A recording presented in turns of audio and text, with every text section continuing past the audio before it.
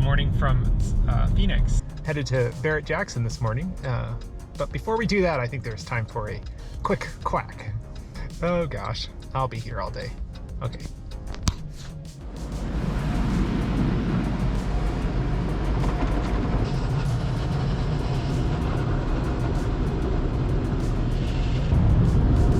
Oh, if only everything in life was this easy.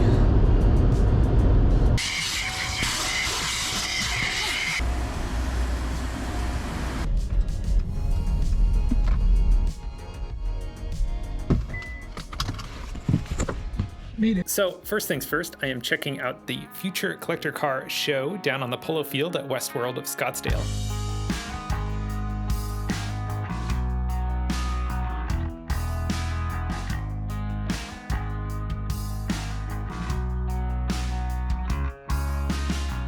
I wanted to check out this show because instead of the cars being offered up for auction, these ones are actively being enjoyed by the enthusiasts that own them. I'm hoping I'll find some cool stories and some cool cars. Right off the bat, this square body early 90s truck really caught my eye. The body has all sorts of wild modifications done where they've cut the panels and added in a custom wide body kit.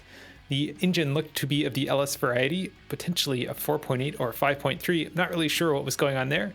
And the chassis was heavily modified with a tube cage welded in. As I turned around, not 5 minutes into the show, I saw the first unicorn of the day. This here is a Nissan Stagea. Now, if you're not in the know, this is pretty much like the wagon version of the R34 Skyline, the Nissan GTR that everybody is crazy about. These are relatively rare, and I have yet to see another one in the United States. What makes this so cool is this wagon pretty much has the same drivetrain, as far as I know, as the GTR does, with an excellent Nissan all-wheel drive system underneath the wagon. The time is always obviously moving forward, and that 25-year import restriction that the United States has is now allowing these cars from the 90s to be imported legally, driven on the streets in the United States, which is super cool to see. And this is exactly the kind of stuff that I was after, future classics, for sure. What I liked about this show, which was super cool, was these cars are being actively enjoyed by the owners of them. They're not necessarily there to be sold. Now, one of my all-time favorite cars that I've owned over my driving career was my 2005 Subaru Legacy GT. My particular variant was heavily modified by yours truly, and I built a custom engine for it and did a whole bunch of paintwork and put a JDM bumper on the front of it, so on and so forth. The list goes on and on. That's irrelevant though, because this one here at the show is kind of the predecessor and a little bit more of a flashback to where it all started. Super cool to see, and I give it definitely the future classic stamp of approval. I had to do a little bit of a double take when I stumbled across this Toyota. The interior was surprisingly clean, and I stood there for a couple minutes in awe of just how much of a time capsule it was. 10 out of 10 future classic. But what can I say? Wagons are kind of my jam. Back to the Nissan game, man, there was just a lot of cool modified 90s Nissans, R34 Skyline GTR. This one looked to be extensively modified.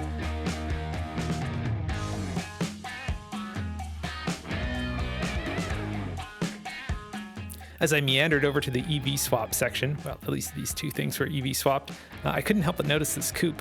This is actually kind of interesting because I had seen it at the SEMA show on day one in 2023. They were doing a live demonstration of the EV swap on the show floor near the EV swap section in the back of Central Hall. Their goal was to have the EV swap system installed and the thing running to drive out of the show for the SEMA cruise. Now, I didn't stick around to see the whole project through to completion. They didn't talk too much about the battery tech at the SEMA show, but I was intrigued to see this with the batteries mounted behind the seat inside of the car. Just on a fundamental level, it was interesting to see this drivetrain retrofitted into this kind of car. Definitely not something you'd see every day, and there was a lot of people interested in exactly how it worked.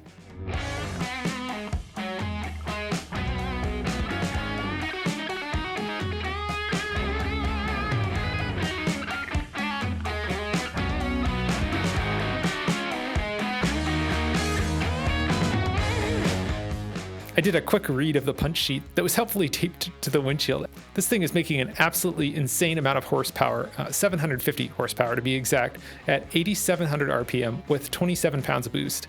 It's also making 580 foot-pounds of torque at 4,750 RPM. Crazy. Tons of cost-worth goodies, all sorts of upgraded engine components. It's actually running a Garrett GTX 3582R Gen 2 Turbo, and it's got a Motec M1 driving the engine management. It also has a totally insane clutchless sequential transmission. So yeah, definitely full of race spec on this STI, but what a unique vision, and cool to see the builder's vision come together in this package.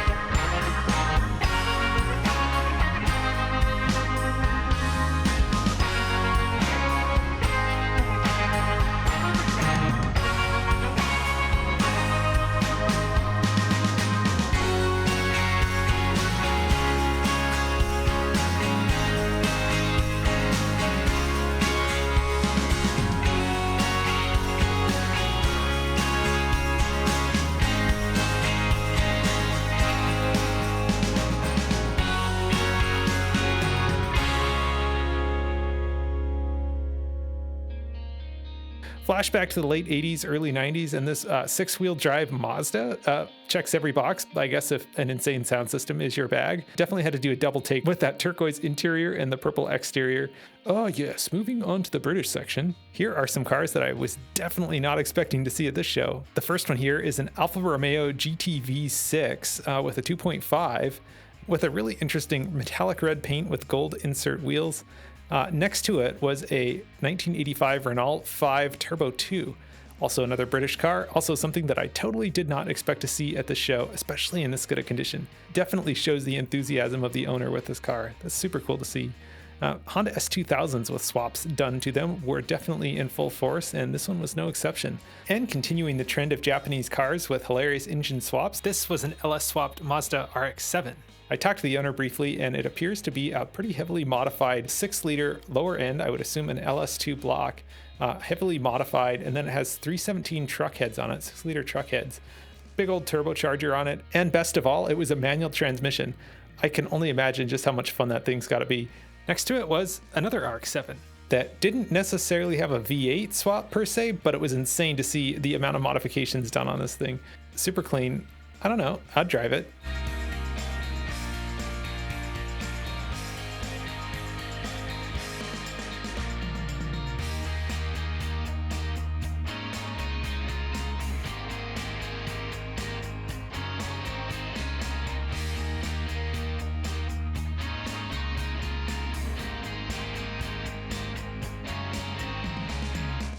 Speaking of rotary engines, I stumbled across this 73 Mazda RX-2, definitely old school, and it was running a Holley carburetor on that rotary engine.